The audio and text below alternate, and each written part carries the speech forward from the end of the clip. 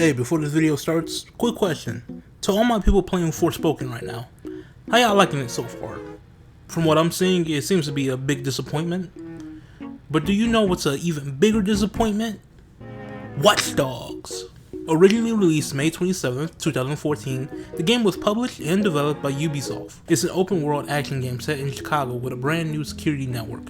You play as Aiden Pearce, a hacker that is looking to avenge the death of his niece. Skrrr! I don't know where to put this, but I platinum Watch Dogs on the PlayStation 3. One of my biggest wastes of time. And the reason why I did it, the only reason, was because I only needed 3 more trophies for the platinum. The hardest trophy was one where you need to win at all the poker games. Given the fact I didn't know how to play poker. What does this have to do with the video? Absolutely nothing. I just wanted to say I platinum Watch Dogs. Alright, that's enough sidebar. Will Aiden get his revenge? What awaits him on his journey? And will he be able to survive? All questions will be answered. So, let's get into the game. Run it!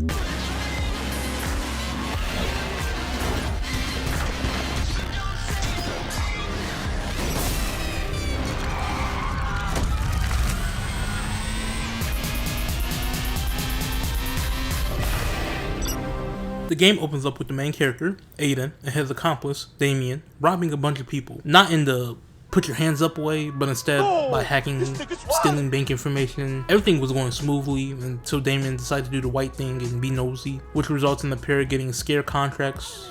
They're like hits, but instead of killing them, it's to scare them away. Maurice, the one who was paid for Aiden's contract, didn't get the message and ended up killing his niece on accident. Fast forwarding 11 months, Aiden finds Maurice and gets his get back. While trying to find out who originally ordered the scare, it goes nowhere and he ends up knocking him out.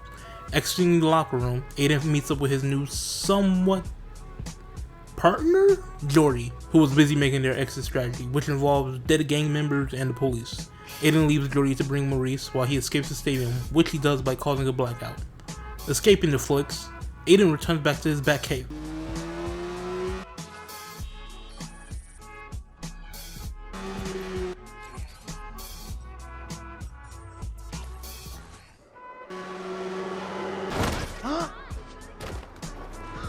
Sway. His Batcave. Not actually a Batcave, but instead a motel room he's renting at the moment. After checking in on his family, Aiden is contacted by another associate of his, the one who gave him the information on Maurice. While Aiden was distracting the police, they managed to gain access to the back door of the CTOS network. Now, sharing it with Aiden. Perfect time to talk about the main function of this game, which is hacking. Hacking is used mostly for taking out, slowing down, distracting enemies, or at the very least, recon. Hacking is also used to do things in cities such as stealing money from people's bank accounts, jacking cars without having to break anything, navigating the city, yada yada. Falling asleep, he dreams of an incident that got his niece packed smoked on. Waking up, Aiden decides to take out his grief and frustration on a person of color about to commit a crime. Yeah, the main character is a vigilante, which helps push the narrative that Aiden is a poor man's Batman. Afterwards, he hits his nephew's birthday party, which nobody seems to attend. Everything seems to be going well until Nikki gets an intimidating call, which ruins the mood quite quickly. Who was that? Doesn't matter, just some stupid crank. It happens. Do you think this is strong enough? Look, did you know his voice? Oh, Jesus, Aiden, just leave it. It's fine. It's fine. He thinks he can get inside. How do you know what he thinks? You're checking the locks. Look, I can handle this on my own. We do not need your help. Nikki, I can find this guy. Okay, look, Aiden, God, you have not changed at all. We do not need your help. Please stop trying to fix our problems. Every time you try, you just make things worse. He disregards everything his sister told him and hunts the man down, who he found out was hired to mess with Nikki. This leads Aiden to contacting Bad Boy 17, the associate from earlier. The same person that gave him access to the CTOS network. I'm gonna be honest, the following mission unlocks a tower unlock sequence that plague all Ubisoft games, so we're skipping it. While doing a favor for Jordy, Aiden crosses paths with Lucky Quinn for the first time and manages to get the gist of his character. Get a chance to talk to your mama? Call your friends? Your girl? No, sir. I was in a hurry. That's good. Very good.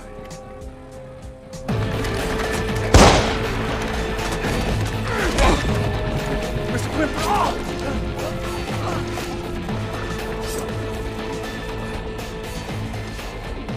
Yeah, he's kind of the antagonist of the entire game, the big baddie, if you will. Aiden further explains that him and his group have been messing with Chicago for a while at this point. Bad Boy contacts Aiden, stating that the duo should meet face to face. Aiden agrees and finds out that Bad Boy is actually a goth, emo, rock, grunge, hot topic, tatted up, pierced up white bitch with a mohawk. It doesn't matter. What matters is that she's trying to help the nigga out. First thing she does is gain his trust, give him the rest of the DedSec CTOS network, so she gives him the rest of the upgrades, and by helping him continue to hunt down the man he was tracking. With the help of Clara, that's Bad Boy's name, Clara, Aiden breaks into a CTOS building to upload her virus. Escaping, Aiden gets the location of the caller, which turned out to be an accidental trap for him. Aiden manages to get out alive and meet up with the caller, which turned out to be Damon, the same nigga from the job that went bad.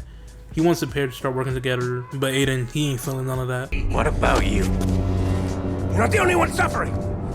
They made me a cripple. They took everything from me. Don't you see? That's what binds us together. You got nothing I need. There was another hacker. There was a second hacker. And I know how to find him. And that may be, Damien. But you can't do it on your own. You need me. Your big problem is I don't need you.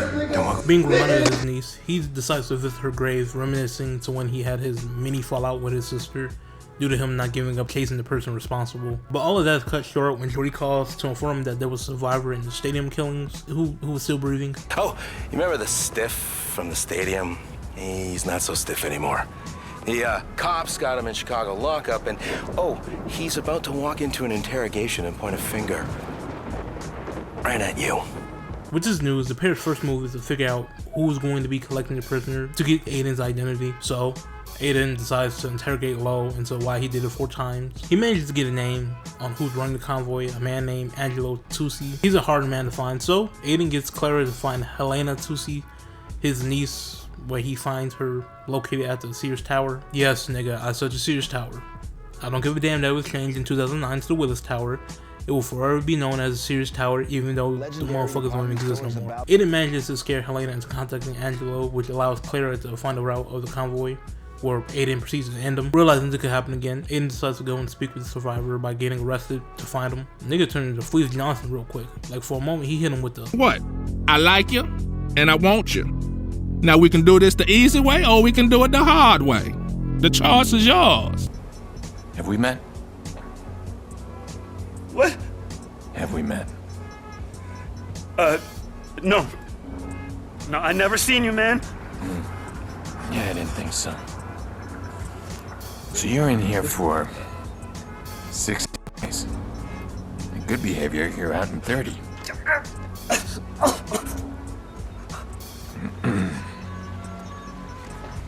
What does that say?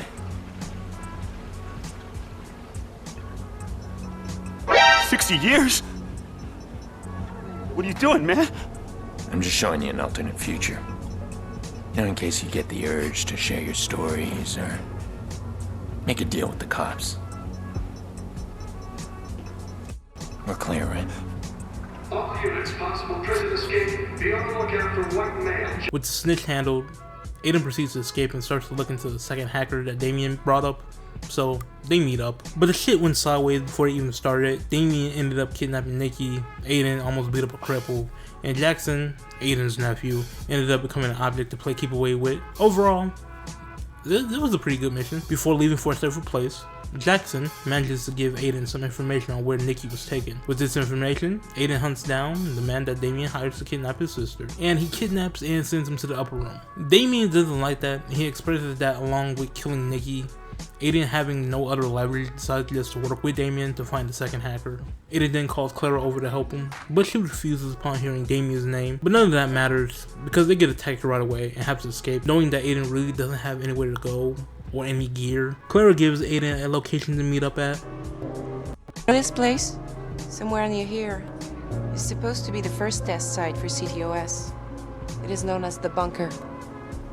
At least, that's how the urban legend goes. A bunker? One with access to the entire city? undetected access. I've done months of research on it. City zoning documents, things they don't want us to see. There's a blank spot on every map, right over there. And you've lost your damage deposit on the motel. Nigga, you ain't funny. With a new objective, the duo goes and hunts down Tobias, a person who worked for Bloom. Well, he used to work for Bloom before he got fired. Hunting him down, the pair gain access to the bunker. See, now he really is a poor man's Batman. He even has a Batcave. Granted, it's called the bunker, but I'm going to be calling it the router, because they're hackers and internet and stuff. With a new workplace, the pair gets back to hunting down the IP address. I'm not gonna lie, this whole act can be summed up into one title: The War on Old Block, I Shall Wreck Tell. So they follow the IP address to the room right here. The room is in a duplex, complex, nigga suplex, it doesn't matter. It's in just a building surrounded by other buildings, controlled by a gang led by this nigga here. His name is Iraq, because he was in the military and he served / stationed in, you can guess it, Iraq. There are 3 important things to know about Iraq. 1, he has similar skills to Aiden. 2, he works for Lucky Quinn. And 3, his dog tags are the key to get into the sealed room. Knowing that getting in would be hard, Aiden decides to use Iraq's cousin, Bitterbug. He was originally just going to blackmail him, until he learns that Iraq is going to have him killed, so he saves him, then blackmails him.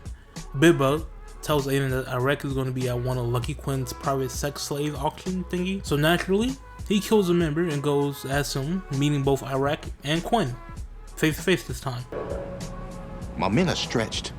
Your men are expendable, Mr. Wright. Business must proceed. Meantime, find out who killed my men. That's all. Sold. Mr. Crispy. Moving on to the next item on your tablet. Would you excuse me? Of course. Our honored guest has arrived. Mr. Quinn, unfortunately, I can't stay. Enjoying our little pageant? Final call on this bid. Oh, which one? The one down there, up here? Oh, my associate, Mr. Iraq. He's a loyal soldier, but he is young. Moving on to the next item. What do you see when you look down there? I see. Bidding has opened. Someone flexing his power. We have an opening here. Mr. Wright sees it as an auction. He sees rewards.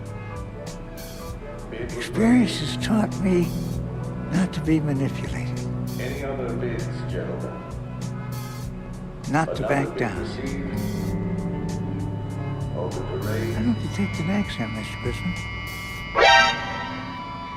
Aiden is forced to escape, but afterwards, he has to go save his nephew because he wandered off, but accidentally shows that he's a killer at heart and physically is a killer. Enough of that, back to the war on Old Block. Aiden gets Bibba to infiltrate the servers, and it goes pretty well. No, wait, man. Don't you lie to me. No. Don't you fucking lie to my face.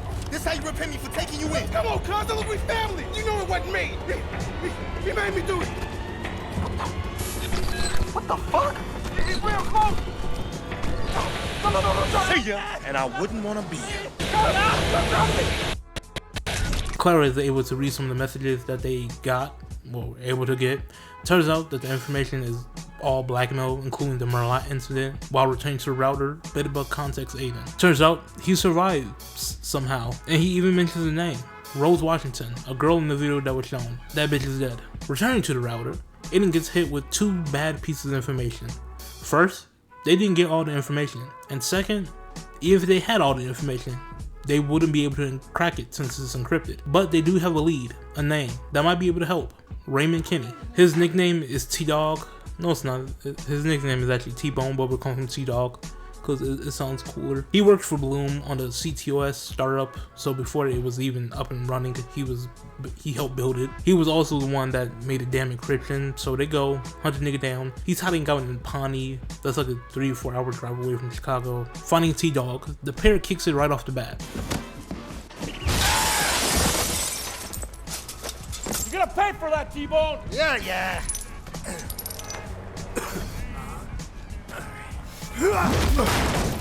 You owe the man $100.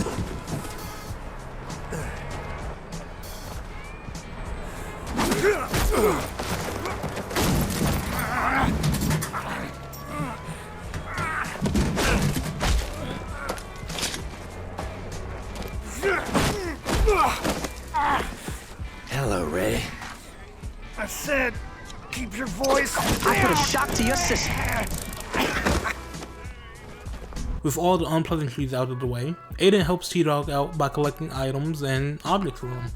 But most importantly, getting rid of T-Dog's biometrics so that he could go back into the city while being tracked down. And while doing that, Aiden stumbles upon a meeting that involves Damien and the director of public relations for Bloom, aka the people who run the CTOS system.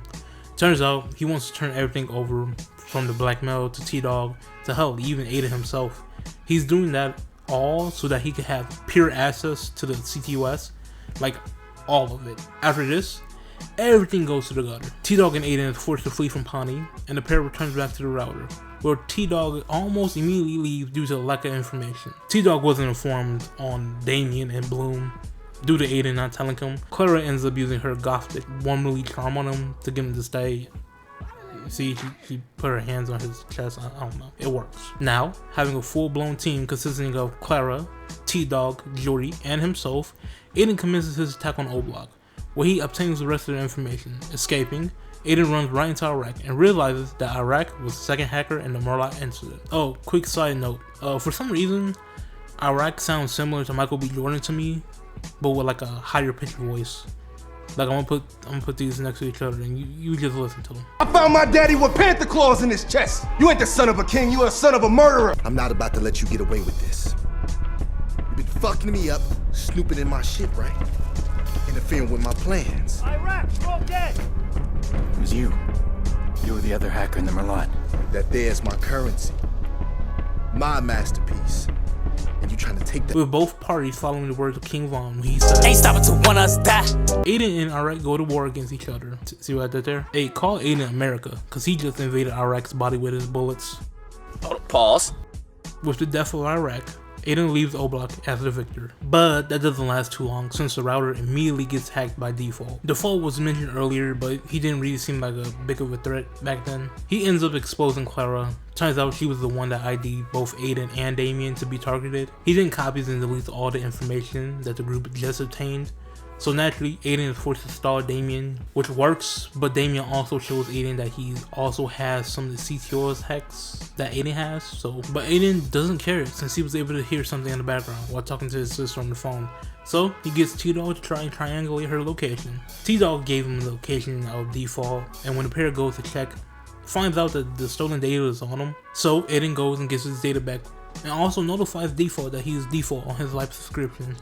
Oh, brother, this guy stinks! T-Dog then comes through with the clutch and gives Aiden the location of his sister, who he promptly saves. With his family together, Aiden is forced to leave them. Or well, I guess he forces them to leave him to be safe. Alright, sweetie. We're leaving now. Say goodbye to your uncle.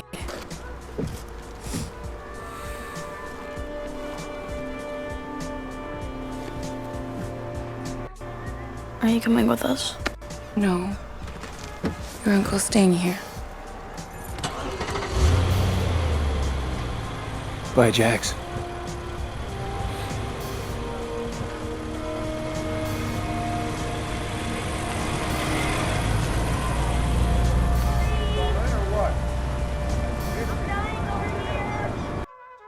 Alone, Aiden is hit with a bombshell from T-Dog. Turns out that it was Lucky Quinn that ordered the hit on both Damon and Aiden. So, time to go kill him. He manages to corner Quinn and then just turns off his pacemaker because he's an old man with heart problems. Before he could die, he ends up telling Aiden the truth. It was a mistake. We thought you wanted this.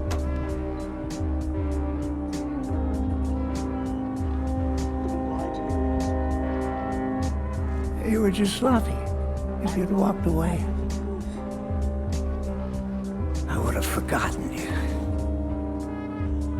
What a lovely woman, Rose Washington. Wasn't for her death, where would I be?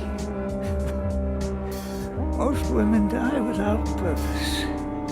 But she enough sense to die in front of the camera.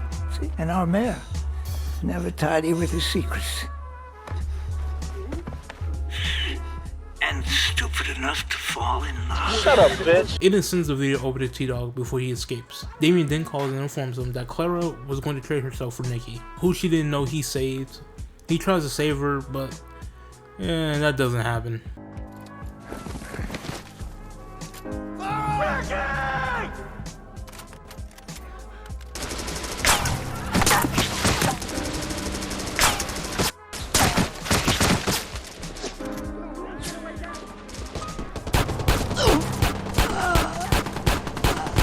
With Clara dead, Aiden decides to finish off Damien. But first, he parts ways with T-Dog and releases all the blackmail. But the farewell is kind of retracted / redacted once Damien starts using the CTOS network to cause mayhem. So the duo of T-Dog and Aiden come back together to stop him one last time. They do this by using Bloom satellite to reset the CTOS by blacking out all of Chicago. With this major distraction, Aiden goes to Damien, and after some conflict with Jordy, Aiden finishes Damien off. Then the nigga just drops a pretty good line. Girl's death. But instead it led to all of this. Exposed lies, corrupted kings, a broken city. And me, a changed man. I don't look back anymore. I don't regret. I look forward. Everything is connected, and I'll use that to expose, to protect, and if necessary, to punish.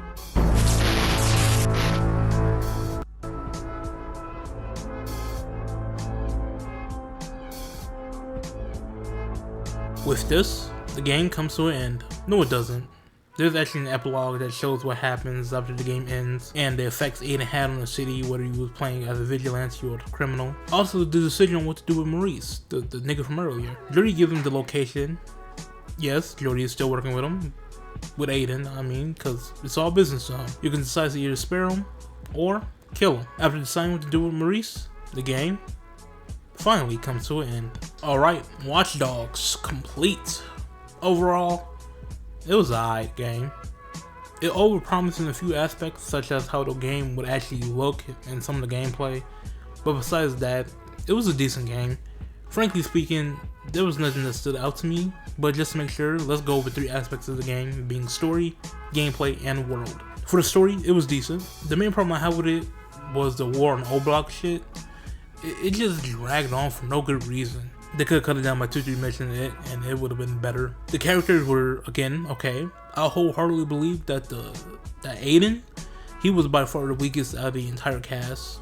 I chalked it up to them not really giving the nigga any personality or any traits besides having a bad Batman voice. Everyone else has some interest put in them, from characters such as Jordy, T-Dogs, to the antagonists such as Iraq and Lucky Quinn. Hell, even his family, such as like Nikki and Jack, they had like some personality to them. Aiden, on the other hand, while having some, yes, he had some, such as when he was talking to like his sister while going after the dude. He made like a look. He was, he was like banter. He had some banter in him. It wasn't enough to be the main character of the game. They should have just put more focus on his niece's death and how that affected him, and basically him just trying to be a better man, or maybe even the vigilante. I felt as though they kind of didn't do nothing with that. Gameplay, it was alright. If I'm being truthful, you can get through the entire game using the silenced pistol, and you will be fine.